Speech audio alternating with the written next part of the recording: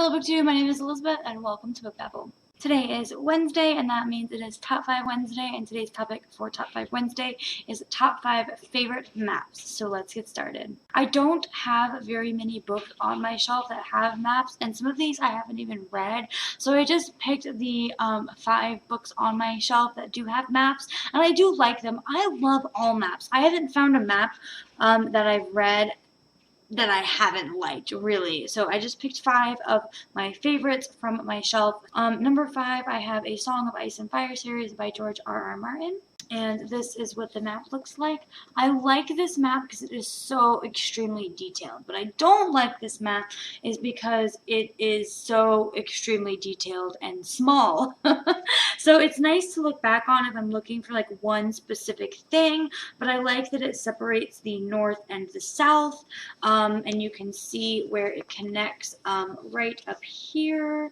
But I still really like it. I wish it was a bit bigger, but that's what you get when you get the mass market paperback size. The next one I want to talk about is the map in the Fallen Kingdom series. This is it right here. It is the map of Mythica, and this was definitely lower on my list as well because it's not as big and it's not as detailed. But something that I did realize when I was reading the 3rd book in the series was that as the series goes on, she adds more and more detail. So like the 1st book had like almost nothing, no cities, no names, except for just like the country names, and that was it.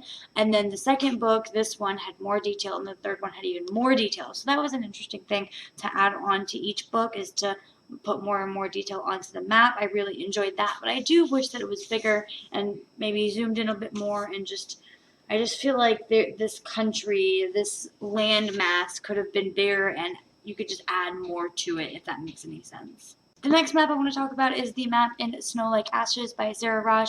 This is one of the books that I have not read on this list, but I do really like the map. I kind of wish it would have gone on both pages, but that's okay. It's got a lot going on. I feel like it could have really toned it down a bit so it didn't distract so much, because really all I see when I look at this are the mountains and like the forests or something, whatever those are. Yeah, forests. And I just feel like the forests and the mountains could have been like, they didn't need as many peaks or as many trees. It's just a little bit too much going on, but I still really liked it. Whoever did this was amazing, and I think really captured what it's described in the book, from what I'm hoping, because it's just very detailed and I really enjoy it. So yeah.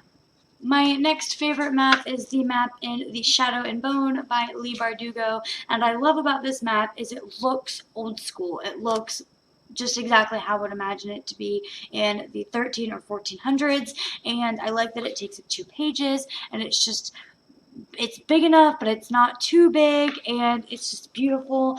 This, having the animals in the sea and in the river and in, like, on the land and stuff is very, very common in old school maps, and I think that just is amazing how they put all of that stuff in there, and I just think it's beautiful. Like, it's got enough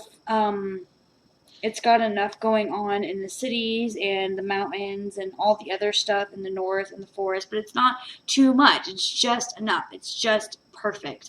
And this definitely earned my number 2 spot. It's a beautiful, beautiful map. And last but not least, my favorite map of all time is the map in The Heart of Betrayal and The Kiss of Deception by Mary E. Pearson. My number 1 favorite thing about this map is that it is on the end pages and it is not on a different page in the book. So let me take this off so we can look at this. So here is the map, and it's, again, similarly to the Shadow and Bone map, it's got this decorative stuff down here. It has just enough scenery going on, but not too much, and the cities are put on here just perfectly. I just think this map is just so beautiful. I like that it is all one color tone.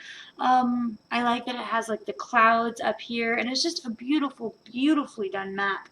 Oh, another thing that I really like about this map that I think other maps could have done better, the Fallen Kingdoms map, for example, is the distance from one place to another. In this book, if you have not read if you have not read Kiss of Deception, the main character travels from this town of Terraven all the way over here to the kingdom of Venda, and the way that they explain travel, it just makes sense. Like how long it takes her to get from here to here makes sense, and the way that she goes, I can clearly see. And there's other books like the Fallen Kingdom series where they're traveling from one place to another, but the distance doesn't make sense on the map. And so I'm just very picky, obviously, as you can tell, about my maps and what goes on in them. But this map is just absolutely beautiful. I love, like I said, the decorations down here in the bottom. They're just so freaking gorgeous. Very reminiscent of 12th and 13th century maps, which I love. Those are definitely my favorite. So yeah, that's my top favorite map, is the map from the Kiss of Deception, the Remnant Chronicles series, and I really loved doing this video. So if you guys did this top 5 Wednesday and I'm not subscribed to you, please let me know down in the comments below, and I will definitely check out your top 5 Wednesday to see what your favorite maps are, and I will see you guys in my next video. Bye!